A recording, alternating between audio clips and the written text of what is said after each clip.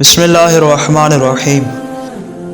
रिवायात की रोशनी में ये बात मालूम होती है कि नमाज शब यानी नमाज तहज्जुद पढ़ना मुस्तहब ताकीदी है, यानी ऐसा इस्तेहबाब है जो कि वजूब के करीब है।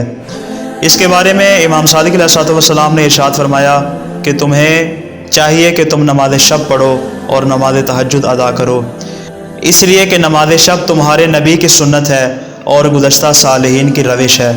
और इसी तरह फरमाया कि नमाज शब तुम्हारे जिस्म से बीमारियों को दूर करती है। और फिर फरमाया कि ये नमाज शब तुम्हारे चेहरे को नूर बख्शती है, और ये फरमाया कि ये नमाज शब तुम्हारे रिज़्क़ को वसी करती है। इसी तरह इमाम ने इरशाद फरमाया कि रात को पढ़ी गई नमाज शब इंसान के दिन के गुनाहों को धो डालती है।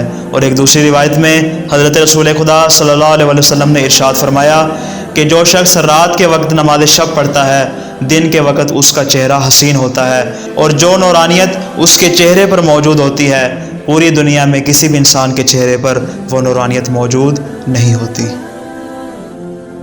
पूरी दुनिया में किसी भी इंसान के चेहरे पर वो नूरानियत मौजूद नहीं होती।